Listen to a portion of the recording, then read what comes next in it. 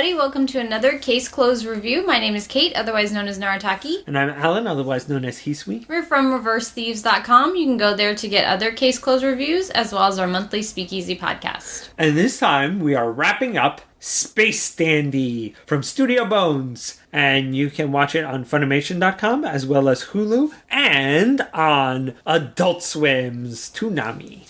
It's hard to say that any other show was as highly anticipated as this one for the season, and then it got this simul broadcast, which was so new, fresh, made people even more hyped for the show. And simul dubbed, which was, simulcast on the web is one thing, but simultaneously put out dubbed on American TV was just like, mind's blown. And of course, it had a lot riding on it. It's Watanabe of Cowboy Bebop fame, so people were really expecting a lot from it. And it is a space show, but it's very different in that I loved the episodic nature of the show, and this sort of doesn't need to fit in with any continuity, and we're gonna do whatever we want every episode, and it doesn't matter because it's all kind of a fun experiment. And once again, I feel like, there was this Space Dandy is the greatest thing ever. And then there was a little bit of, it's anthology. And they're like, this isn't Cowboy Bebop. And then, I think pretty much after that died down, most people were like, oh, I get it now. Anybody who was stuck with it was totally cool with it. And I think that, like any anthology, not every episode hit it out of the park. And there's going to be a lot of this was the best episode. And then you ask somebody else, no, this was the best episode. Because I think we know several people who have very strong opinions on this was the greatest episode. And... Well, what was did you have a favorite? My favorite is probably either the last episode with QT's romance or the one with the girl who could make people into dolls. I liked both of those a lot. And I liked the focus on QT in the last episode just because that's the one character that we didn't really get a lot of. I think we saw a lot of Meow, especially because they get him in an episode. He joins the crew in an episode, so that makes him a highlight. But QT's been there all the time, so it was nice to finish out the series focusing on somebody else. But I think my favorite episode was the zombie episode. Oh, that was pretty strong. As you mentioned, I think everybody also really liked the race episode. Oh yeah, that one was I think that was probably my second favorite one. Of course, it has a little bit of Redline-esque-ness to it, so that was fun, and that's probably why I liked it so much. But Dandy as a character is... I feel this is actually a show that I don't have a lot more to say about it that I didn't say in the S.W.A.T review because it's an anthology. I feel like you get pretty much everything in an episode that you get from anything else. Obviously, Meow was not a major part at that point, so I guess, there's that. As QT got a whole episode, there was a whole episode where they go back to Meow's home planet. Not Meowth. It's not Pokemon. Meow's home planet, and we get to see a lot more of how he came to be who he is today. And that was a very sentimental episode. It's kind of unexpectedly. So there's certainly different things that each episode offers. I just meant sort of kind of who the characters are, especially Dandy. He is kind of himself at all times, which is lazy and kind of skeezy, but in a somewhat heroic way at times if he feels like it. He's almost a Lupin-like character. Yeah. He's in it for number one most of the time, and he kind of is a man who revels in base pleasures, but there is this seed of a better person somewhere down deep that occasionally is hey, maybe you should listen to me. And most of the time he's nah, rather not. Yeah, in the episode you mentioned with the girl who could turn people into dolls, that one, you get the sense that Dandy is not, like, a totally bad guy or something. That he has a heart and, like, he can do the right thing.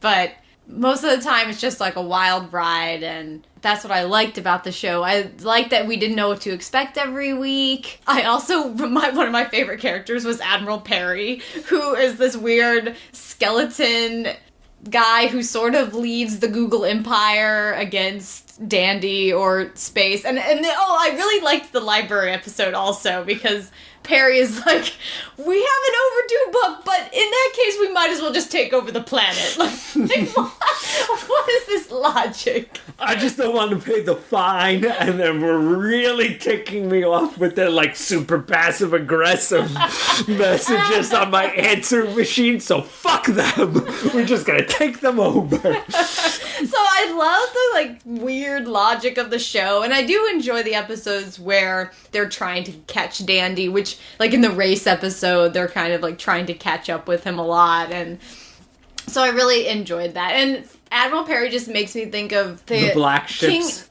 No, he makes me think of, like, King of the Universe, whatever his name is in Katamari, that's, like, the... Oh, yeah, I think he's like King of the Galaxy. Yeah, that guy.